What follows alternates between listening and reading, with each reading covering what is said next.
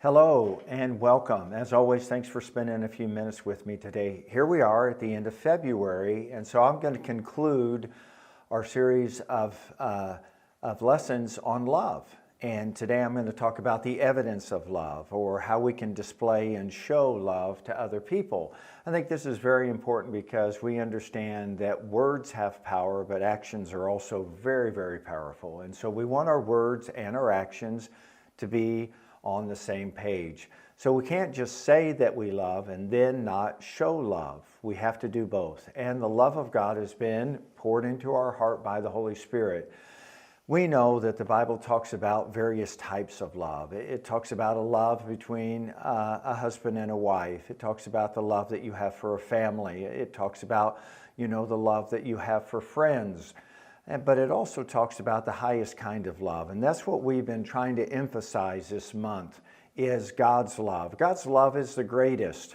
It's greater than your friendships, than the romantic love that you have with your spouse, than even the close-knit love that you have with your family. Because all of those relationships can hang by a thread at times. But when we bring the love of God into those relationships and into those environments, they're going to succeed.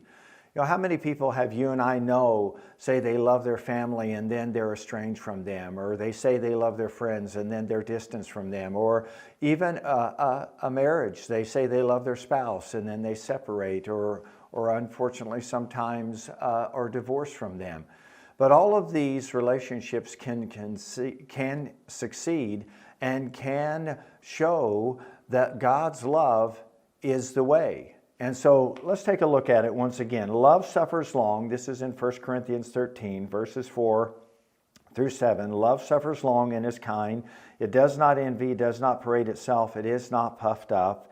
It does not behave rudely. It's not self-seeking. It's not provoked. It thinks no evil. It does not rejoice in iniquity, rejoices in the truth, bears all things. It says it hopes all things, believes all things, endures all things. Love never fails. Now, this is a tremendous truth. There's well over a dozen ways that we can display love, God's love, to other people.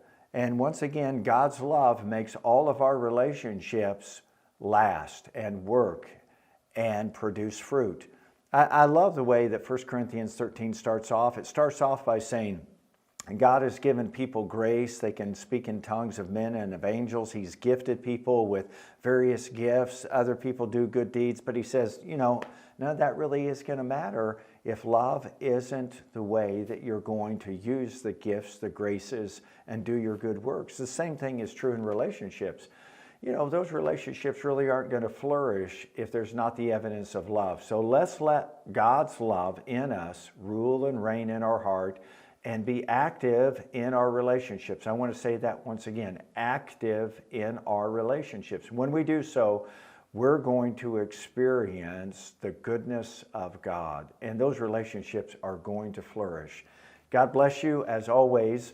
Thanks for listening. We trust this encouraged you. Go back into 1 Corinthians 13, study the love of God, and let that rule and reign in your heart. Thanks for sharing this to your social page. Have a great day.